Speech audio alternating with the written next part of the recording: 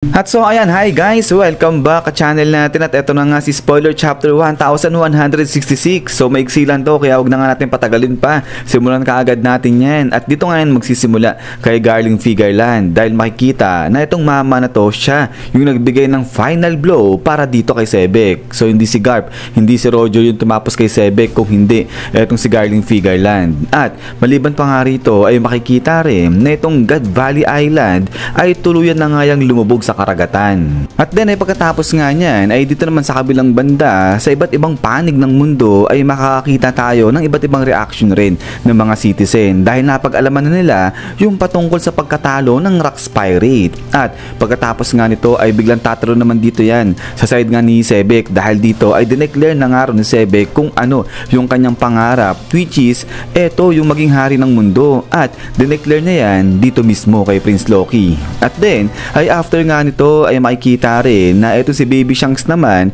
ay natagpuan na nga yun sa wakas nito ni Roger. So kung matatandaan niyo sa nakalipas sa chapter ay di ba nga itong si Baby Shanks pumasok siya dyan o papunta siya rito sa may treasure chest na nga na to. So ayan ay sa chapter na nga na to nakita na siya nito ni Roger. At ito nga pagkatapos ngayong makita ni Roger itong si Baby Shanks dyan sa may treasure chest ay biglang tatalo naman dito yan kay Dragon. Dahil itong si Dragon sa pagkakataon na to ay nakulong nga raw siya. Pero dito naman sa kabilang banda etong si Garp ay dinalaw etong si Dragon sa kanyang bilangguan at pinalaya etong si Monkey the Dragon. So siguro kaya kinulong etong si Dragon kasi nga sa ginawa niyang pagrebelde laban sa mga Marines at laban din dyan sa mga Celestial Dragon. At sa dulo nga ng chapter na to ay makikita natin na etong si King Harald ay tuluyan niya lang ang pinutol o tinanggal yung kanyang sungay nung malaman niya na patay na ayang si Sebek. At pagkatapos nga niyan, isyan guys, so hanggang dito lang itong spoiler na nga natin ito. So grabe, sobrang iksi lang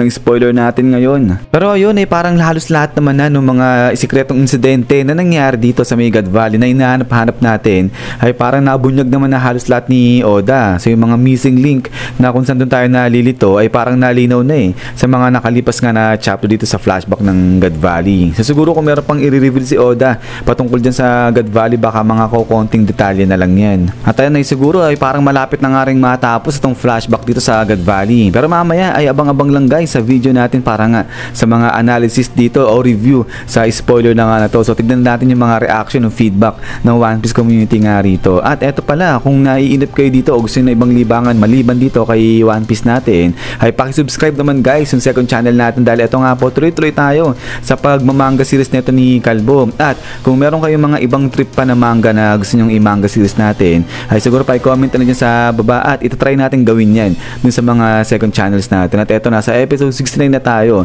ng One Punch Man Season 3 natin. So ayan yung link po nito nandyan lang kay comment section sa kay description. So yun naman at ulit ay maraming salamat sa walang sawang pagsuporta sa channel natin. So lagi mag-ingat, God bless nyo lahat at kita-kits tayo ulit.